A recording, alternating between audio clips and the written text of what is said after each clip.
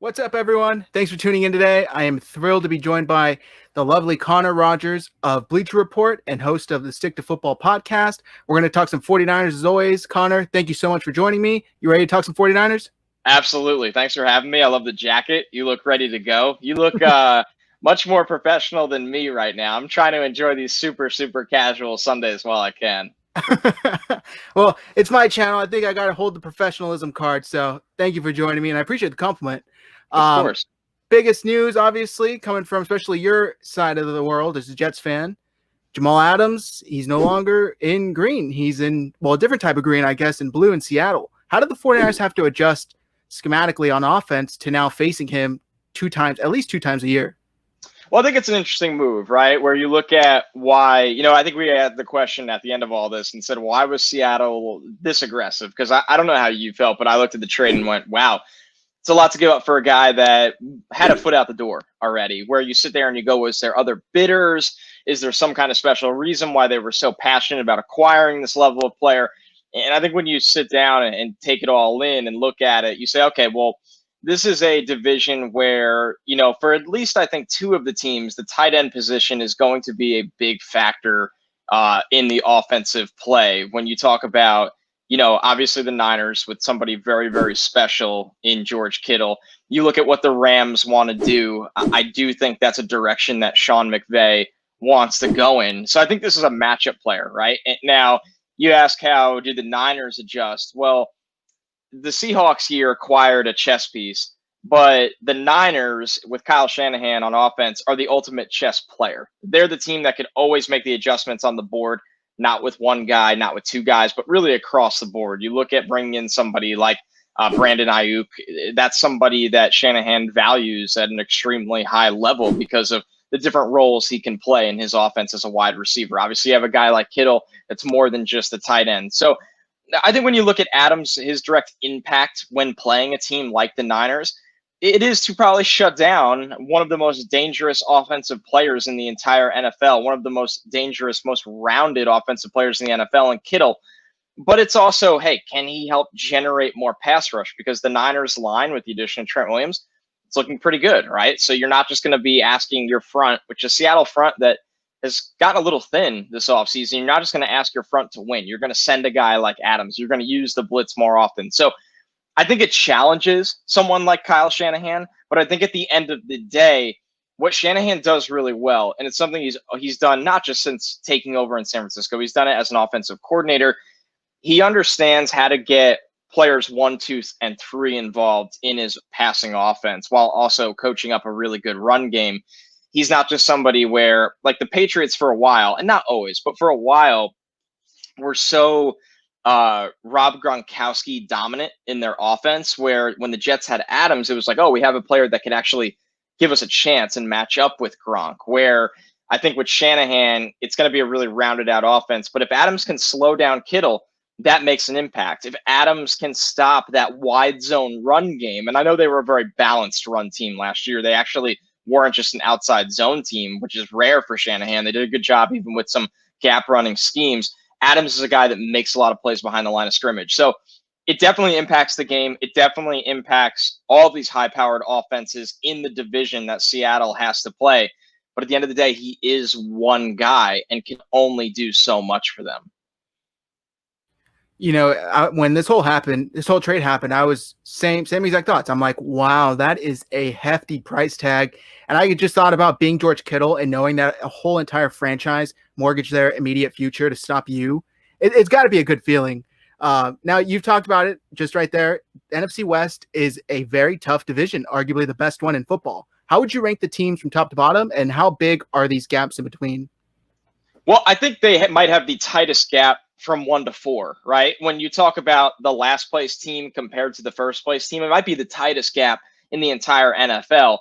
I still have the Niners sitting at the top because, one, when there's just not a ton of change from a team that was really should have won the Super Bowl, but that was in the Super Bowl, what are you picking against, right? Like, how much better did the Rams get? How much better did the Seahawks get? And a lot of people will sit there and go, well, they got Jamal Adams. It's like, yeah, but they lost Jadeveon Clowney. They have not replaced their pass rush.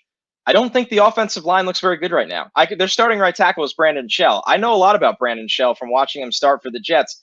That's not a situation you want to be in. So it feels like, and Russ, I think the closest thing in the NFL to Mahomes right now is Russ. But you don't want to ask your guy to be Superman every game. You don't want him running for his life. Can DK Metcalf take the next step to be a dominant wide receiver? Absolutely. But he also needs to stay healthy. So I think the Seahawks are a really, really good team.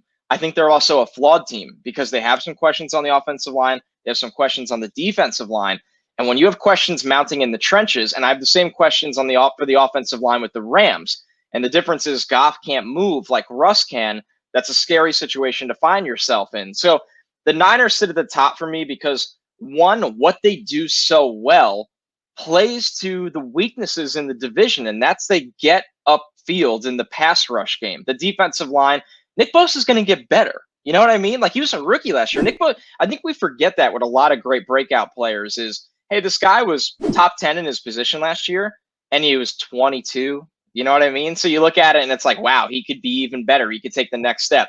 Javon Kinlaw, somebody with a really high ceiling, somebody that can make an impact for that defensive line. And I know they've lost pieces, but once again, it's not like they sat there and got significantly worse in any areas in my eyes. So I think it's the Niners division to lose right now. I still like Seattle as a playoff team. There's no doubt about that. I would like the Rams, but I just don't think they can win 10 or 11 games with that offensive line because of Goff's deficiencies. So the Rams will be a good competitive team, and so will Arizona. But Arizona, you give a longer leash to because it's Cliff's second year in the NFL. They have a very young quarterback that's very talented. DeAndre Hopkins is going to need time, right? He's going to come in and be Nuke. Yes, he's a great player, but can we expect him to come in and be a top 2 or 3 receiver in the NFL? That's a lot when you're transitioning to a new team with a young quarterback and an offensive line that I think is getting better, but is not where it needs to be yet. So I like Arizona on the rise. I still think they're in the bottom of that division with the Rams. And this is a division that combined collectively is going to win a ton of football games, but the Niners and Seahawks are going to clash back and forth for that 1 and 2 spot. It seemed like almost every division game last year was in the running for game of the year. At least, from 49ers perspective, those 2 Seattle games were insane. Both of the Arizona games were very entertaining. So it's a crazy division, and it's very competitive, that's for sure. Connor, you touched on Javon Kinlaw there. What were your initial thoughts? I know your initial thoughts on the 49ers draft class was there are some pretty good value adds in this draft. Colton McKivitz is somebody that I see transitioning to guard and being decent at it. Jawan Jennings is the sleeper here. For a guy that went as late as he did, he's a monster after the catch, and I don't think they're going to use him just as a wide receiver or a move to tight end. He'll play an H-back kind of role. So not by any means some kind of slam dunk draft, but I think they got quite a few productive starters in it. Has that opinion changed now that some time has passed? I think when you look at it, one, I really like the Kinlaw pick. And a lot of people had a problem with trading a player that was very talented at that position and trying to draft his replacement. But I think it's a little more complicated than that. One, at that point of the draft, he was one of the best players on the board and probably didn't have a lot of business even falling that far or much further than that. And I found it interesting that I believe, Chris Sims had said on Adam Lefkoe's pod that Shanahan liked Ayuk so much he thought about taking him with their first pick. So it goes to show you how they value Ayuk. I thought Ayuk was a round 2 wide receiver. You take him at the end of round 1. I'm not just going to kill you for that because he's so tailor-made for the offense. His catch and run ability. What Shanahan does so well, and he's always done this well, is he schemes guys open. And when you have a player like Ayuk that's a little raw coming out of JUCO, if you can scheme him open and help him, whether it's, and I still think his releases and routes are pretty good for a guy labeled as raw. I'm more curious of, can he stay healthy over the stretch of an NFL year? That's a very difficult thing to do for a player that was banged up in college and through the draft process. But when he's healthy, he's tailor-made for this offense because of his catch and run ability, which probably was the best in this entire draft class. It's that good. So Kinlaw is somebody that it's nice for him because he's going to come in and be a good player right away. But when you take Kinlaw, you said, how long will it take for him to be a great player? Well, when you have a developing player playing next to great players, which the Niners have, it makes your life a little easier. It gives you a little bit more room to learn on the fly, make mistakes. because you have somebody next to you that's helping you. You have somebody next to you that can, save a play that you missed. And it kind of makes you step back and take a deep breath and go, okay, let me learn from that. And I think Kinlaw has the personality to do that. He's very tough. He's very hardworking. He's ready to come in and do everything it takes to be as good as he can be. And like I said, that ceiling is limitless. I actually liked his ceiling better than Derek Brown's, who went in the top 10. Brown's a good player, and Brown, I thought, was an elite run defender. I don't think Brown had the same pass rush potential that Kinlaw possesses. So when you're that big and that athletic, it's very impressive. It's very rare. So I think with the Niners draft, when you look at it as a whole, I thought it was a rock solid draft because they got impact players, and they're a team that we're in such a weird year, right? Where the teams that were really good last year and didn't have a lot of transition and movement should be really good this year because there was no OTAs. There was no rookie minicamp. I mean, you and I are here talking in the second week of August, and there really hasn't been any padded practices. So you're looking at it and you're sitting there and going, wow, if you're a team that doesn't have continuity, that's a lot of adversity to face. And I think for the Niners, while they have new pieces, they have enough continuity, most important on a very good coaching staff with Robert Saleh, Mike McDaniel, Kyle Shanahan, obviously. I think that continuity is going to make a difference more than ever this year, where the rookies aren't asked to come in and be, saviors. Like I look at, not to bring it back to the Jets, but the Jets drafted Mekhi Becton top 15. He needs to be a franchise left tackle right away, or Sam Darnold's in trouble. That's a lot of pressure for a guy. I don't think the picks the Niners made, while they want an impact, they need an impact. We'll see how Debo's injury comes and how that affects how much an impact Ayuk needs to make right away. But they're not asking them to save their season. They're not asking them to play roles where they're do or die roles. So I think you always have to evaluate a draft class on the franchise's situation. And I think the Niners aligned with where the state of their franchise is with Kyle Shanahan and John Lynch. You mentioned there, like, people didn't understand trading away a player to draft his replacement. I think the main thing is the financial aspect. They couldn't afford to keep both Armstead and Buckner. And I think as soon as they signed Armstead to that monster extension, the writing was on the wall for Buckner.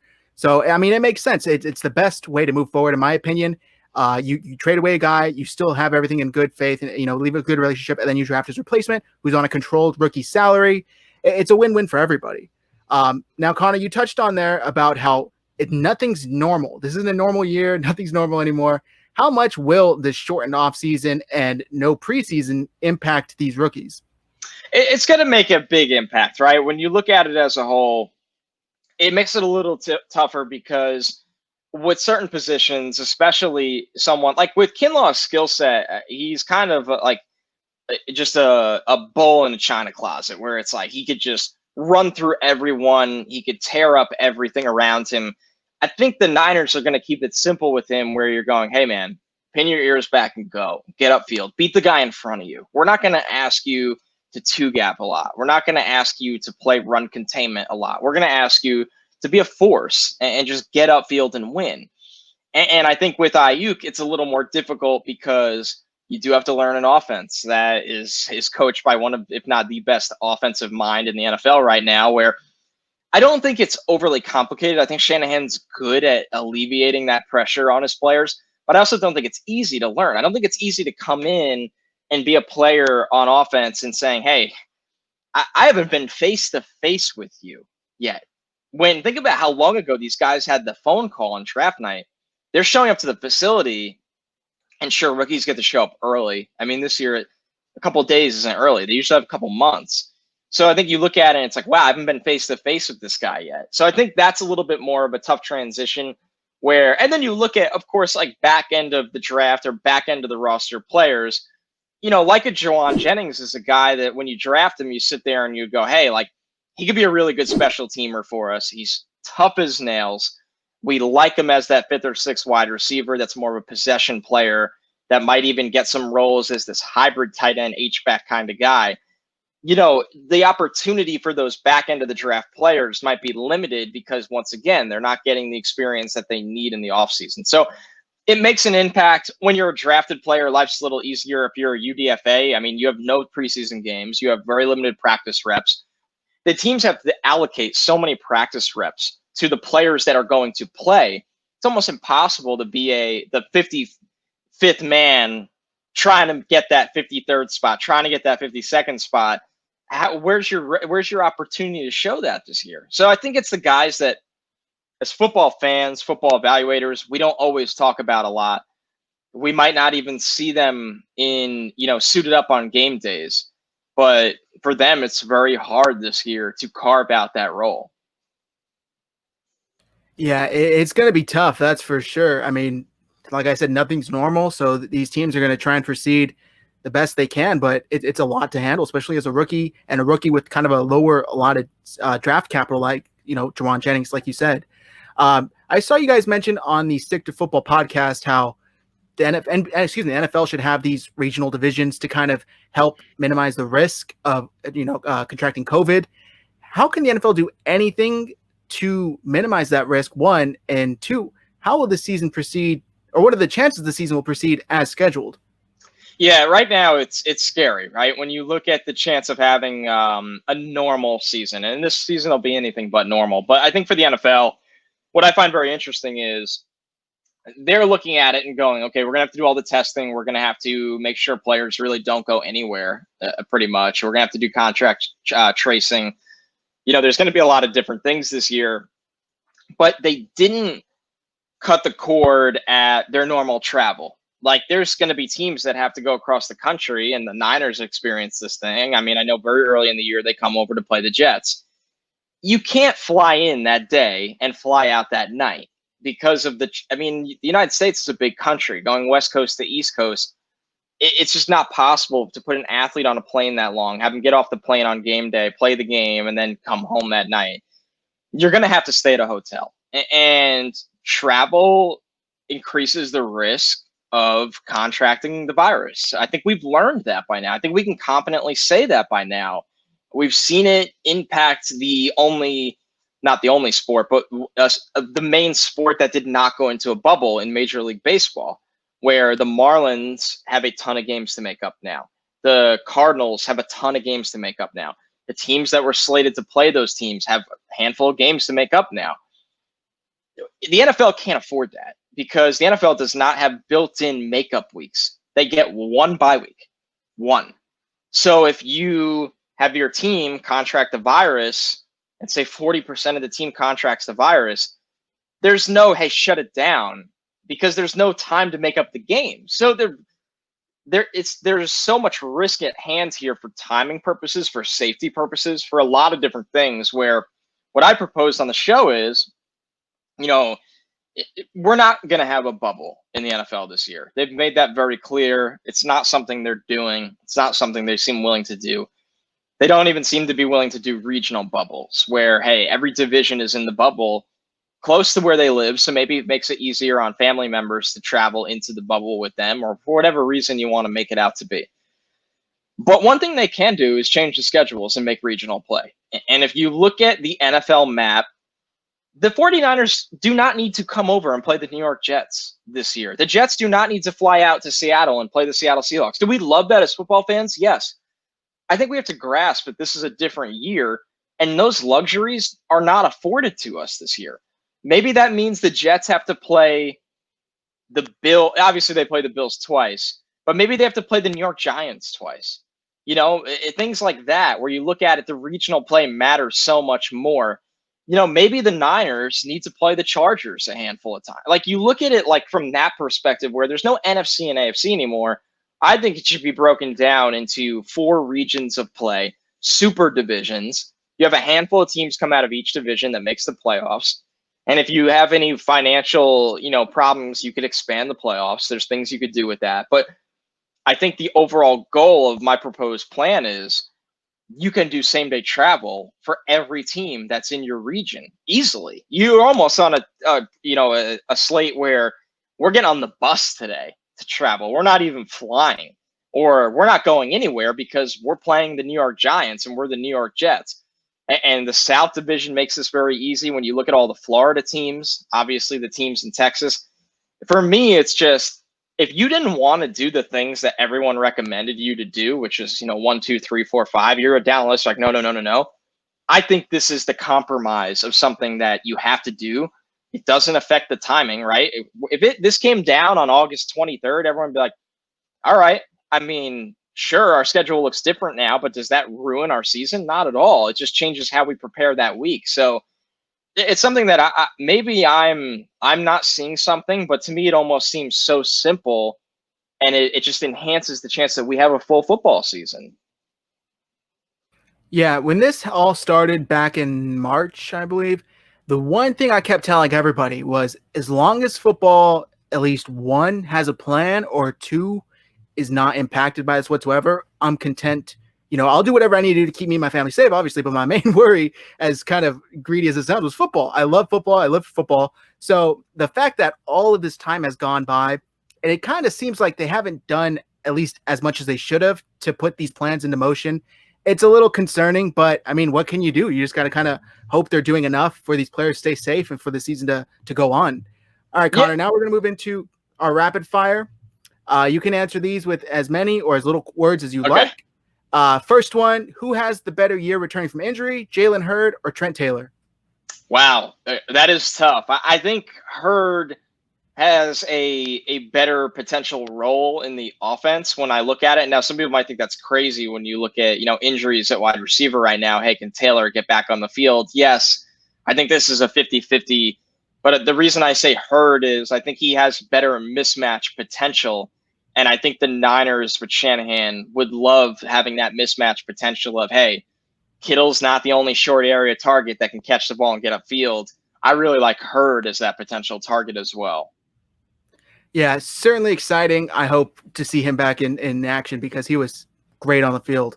Next question, do the 49ers pay George Kittle this year? Yeah, I think they do. And I think if it's not immediately, I think they understand that this is something that'll get done. I think Kyle Shanahan has the relationship there to make sure it gets done. I think Kittle is a guy that, like with Jamal Adams, it seemed to the general public like it was about the money. But I think much more than the money, it was about the situation. He wanted to just not be on the Jets. He wanted to be on a winning football team. He didn't want to sit through a rebuild. I think Kittle has enough awareness that he's in a franchise that is winning now, that with him can win in the future, and that they'll figure out the dollars to get that one done. All right, I hope so. Last rapid fire question. Is Fred Warner a top 3 linebacker in the NFL right now? He's in the conversation. I think it's interesting because we just saw a year where, or at least even more recently, Luke Kuechly is not playing football anymore, and Kuechly is phenomenal. CJ Mosley opted out, so he will not be playing this year. So when you look at linebackers that will be playing this year and, recent resumes, Warner is right there. I think, you have some underrated guys like a Levante David. He's, out in Tampa, who's been very good for a long time. I thought the Cowboys linebackers actually took a little bit of a step back last year where I wouldn't have them in that conversation. So I think when you look at it from that perspective, I think, Bobby Wagner probably has been the best linebacker in football for a long time. But I think Warner is easily in that conversation. He probably is right at 3. And if he's not top 3, he's top 5. Incredible athlete, incredible training, production on the field. I think he has exceeded the Niners' expectations beyond belief so far. Yeah, I'll shout this from the mountaintops till the day I die. We all do mock drafts. I got Warner down to the exact round and pick, so that's like my fantastic story. Now, one more question for you. Are boneless buffalo wings just chicken nuggets in disguise? So I don't think so. And even if they are, they're still really good. And I know there's a lot of haters out there of the boneless buffalo wing. But I will say this, there is a time and a place for the boneless buffalo wing. I like traditional wings. I'm a flats guy, much more than anything. But there are situations where I don't want to be an absolute mess. And I'm a single hand wing eater because I like keeping the left hand open for whatever, opportunity pops up. But I think when you look at it, the boneless wing has its time and place when you're looking for a cleaner alternative. And it still tastes good. So I don't know why people get so upset by this. My main point in arguing for and advocating, I should say, for boneless buffalo wing is it's more bang for your buck. You get more meat. I don't understand why people are complaining. That's a fact. That is absolutely a fact. You're not sitting there sucking on a bone and saying, "Oh my God, I wish I got another dozen of these" or whatever it is. So, if you're looking for a supporter of the boneless buffalo wing, you have found one on your show today. Awesome. Glad I'm not the only one. Guys, make sure you go and follow Connor on Twitter. His handle is below on the screen, and you can find him on the Stick to Football podcast over on Bleacher Report. Connor, thanks for joining me today. I had a blast, man. Take care, stay safe, and make sure you keep up the good content. I love it. No problem at all. Really good talking to you, and I appreciate you having me on. All right, thanks, man.